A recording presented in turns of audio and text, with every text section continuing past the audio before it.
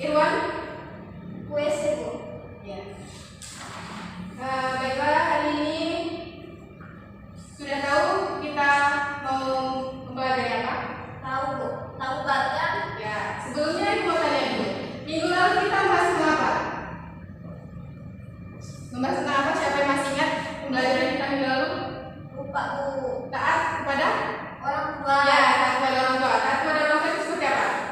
Mengikuti perintah orang tua. Ya, kemudian dia apa? Menjauhi.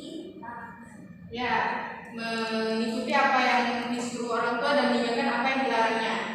Nah, kemudian hari ini kita akan masuk pada pembelajaran materi akidah akhlak kelas 7 semester ganjil, yaitu tentang taubat. Sebelum kita masuk pada materi yang lebih lanjut, Ibu akan jelaskan terlebih dahulu tujuan pembelajaran kita.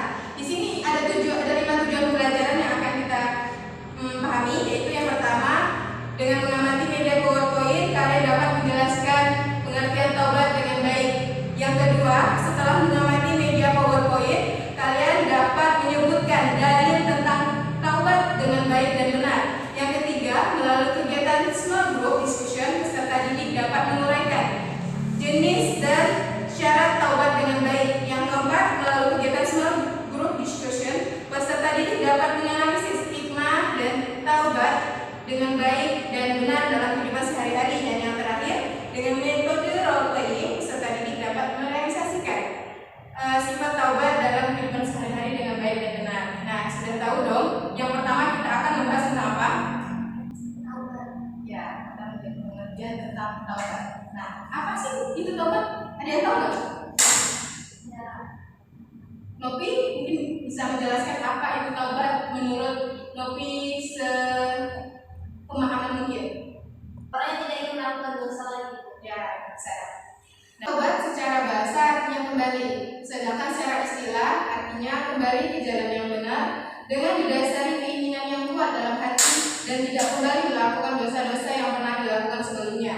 Sebagai manusia biasa, kita memiliki sifat paskum atau menjaga dari perbuatan dosa secara langsung atau tidak langsung, sengaja atau tidak sengaja. Kerap kali akan bersinggungan dengan yang namanya kesalahan atau dosa, baik kesalahannya sebagai makhluk individu yang berhubungan langsung dengan Allah Subhanahu wa taala maupun sebagai makhluk yang berhubungan dengan manusia.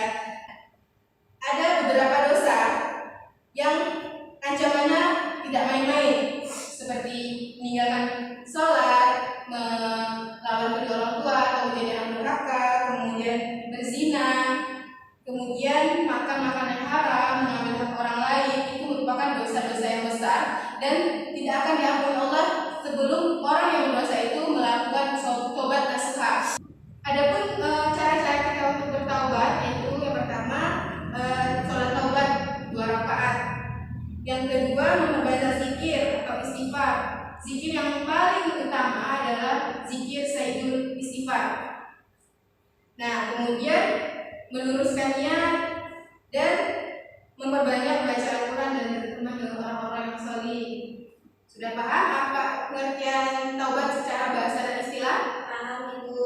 Selanjutnya, ada dalilnya enggak? Ada. Nah, kalian bisa lihat di buku yang sudah dibagikan.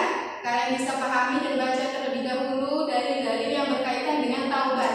Nah, di sini Ibu mengambil dalil tentang dalil dalam Quran surah An-Nas ayat 3 yang berbunyi, Nopi bisa bacakan? Maka bertasbihlah dengan memuji Tuhanmu dan mohonlah ampunan kepadanya. Sungguh Dia Maha Penerima Taubat.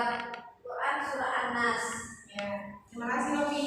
Iya, Ibu. Sudah jelas dalam Al-Quran Allah memerintahkan kita untuk bertobat karena Allah Maha Penerima Taubat. Jadi jangan berhenti untuk bertobat. Bisa pun kita melakukan dosa terus-menerus, lakukan juga tobat secara terus-menerus karena Allah Maha Penerima Taubat. Nah, selanjutnya kita masuk pada jenis dan syarat taubat. Emang ada? Ada, Ibu. Ya, Nopi silakan baca. Yang pertama, itu taubat menyangkut dosa terhadap Allah. Yang ini ada 3 syarat. Yang pertama, meninggalkan perilaku dosa itu sendiri. Yang kedua,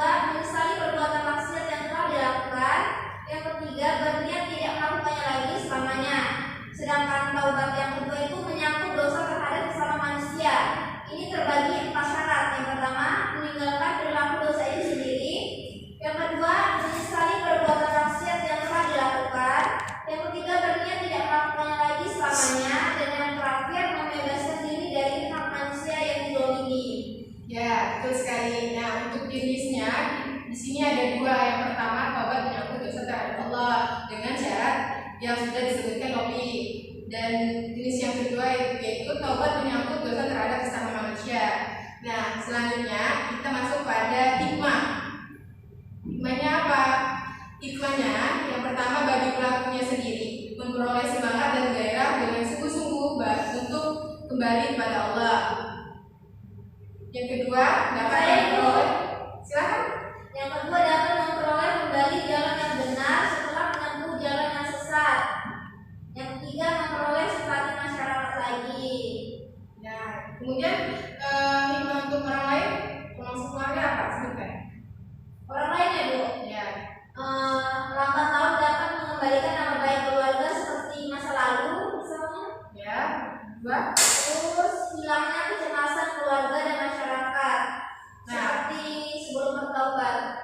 Saya paham dengan materi ini, Ibu mau membagi kalian menjadi dua kelompok untuk memperdalam pemahaman kalian terkait materi yang sudah kita bahas. Kelompok pertama yaitu Nopi, silakan kamu menganalisis pengertian dan dalil-dalil yang membahas tentang taubat. Dan kelompok dua, Muyassarah, silakan analisis jenis dan syarat serta hikmah dari perilaku taubat dalam kehidupan sehari-hari. Ibu kasih waktu 2 menit untuk kalian mengerjakannya, kemudian kalian presentasikan hasil dari analisis kalian ke depan.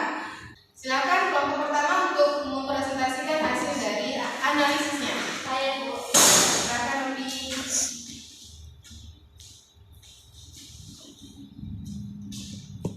Pengertian taubat. Taubat secara bahasa berarti kembali, sedangkan secara istilah taubat berarti kembali ke jalan yang benar dengan didasari keinginan yang kuat dalam hati untuk tidak kembali melakukan dosa-dosa yang pernah dilakukan sebelumnya. Taubat memiliki sebuah hadis yang termisi dari Anas yang artinya Rasulullah SAW bersabda, semua anak Adam manusia pernah melakukan kesalahan dan sebaik-baik orang yang bersalah adalah yang segera bertaubat. Sudah Ibu. Terima kasih. Beri aplaus untuk kelompok 1. Oke, selanjutnya silakan Muyassarah analisis kalian presentasi. Kelompok 1 perhatikan temannya ya. Baiklah, di sini saya akan menjelaskan jenis dan syarat taubat. Yang pertama ada taubat menyangkut terhadap Allah. Di sini ada 3 syaratnya. Yang pertama meninggalkan perilaku dosa itu sendiri. Yang kedua menyesali perbuatan maksiat yang telah dilakukan. Yang ketiga berniat tidak melakukan lagi selamanya.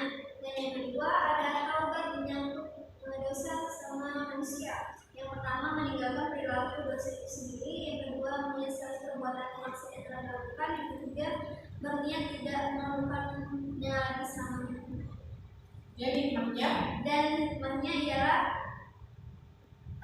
yang pertama bagi pelakunya sendiri yang melakukan dosa memperoleh semangat dan gairah hidup baru karena Allah berkenan menerima taubat jika taubatnya benar sungguh-sungguh. Sekian, terima kasih. ya, terima kasih ya. Karena sudah dijelaskan materi kita dari awal sampai akhir, Ibu akan memberikan sedikit kesimpulan dari materi yang sudah kita bahas.